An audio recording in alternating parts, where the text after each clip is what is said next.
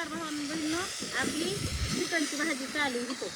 त्याच्यात अद्रक लसूण कोथिंबीर आपण टाकली आणि आपण ना शिजाय टाकताना बी टाकलेली अद्रक लसूण कोथिंबीर आपण टाकू. आंबारी पुडी थोडीशी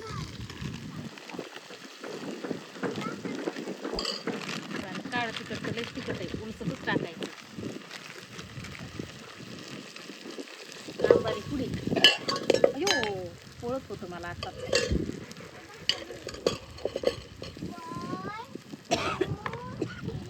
हे आपण काळं तेल थोडं आपला इसो हे ना आपण कुठूनच आणला नाही अजून.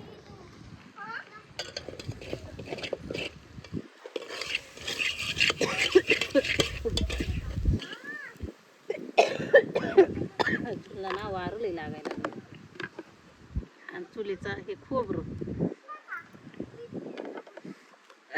चुलीला जाळ लागला दांडा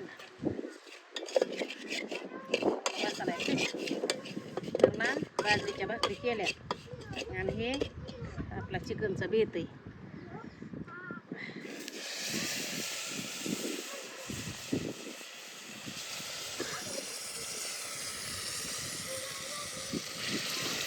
तिकडं बघा बाहेर किती लेकरायला सांभाळावं लागतंय. तिकडं बघा तिकडं बघा मगाची पोरगी मध्ये मुंडकं घालीत होती ना, आता हे पोरग त्या पोरीचं बघून टाकीत तोंड घालायला लागले. आणि माणूस कुणूस घरी असलं नसलं तर एखादं लेकरू जर टाकीत जर पडलं तर राहीन का? टुपकुणी जर गेलं तर दिसन का लवकर? तुला मगाच काय सांगितलं होतं मी? टाकीत मध्ये वर येऊन टोकून बघायचं नाही. हा घंटा सुद्धा झाला नाही मी तिला मग सांगितलेलं धमकीलेलं, पुन्हा पोरला घेऊन डबल तिथं गेली आणि टाक्या उघड्याच येतात. पुन्हा त्यांना उघड्या राहिल्यावर जास्त करमत, झाकून ठेवल्यावर गरमत त्या पाण्याला. तू टाकीला गेलीस का मग ते सांग मला आधी. तुला मला काय सांगितलं होतं? टाकीला जायचं नाही, टोकून बघायचं नाही. कशाला गेलता तू? कशाला गेलता? माझ्या जीवाला खाते सुका समाधानाने खाऊन द्या ना.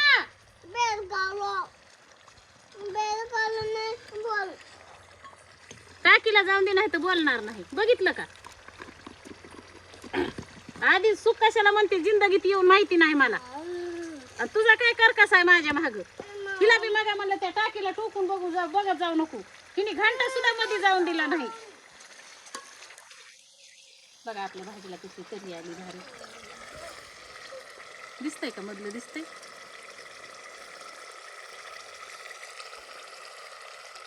हरच लय पडलाय. भाकरी केल्या तर आपण आधी हिथं हरावर आधी हे चिकन शिजलं मग उतरून ठुलं आणि मग भाकरी केल्या आणि मग भाकरी केल्यावर तुम्हाला सांगते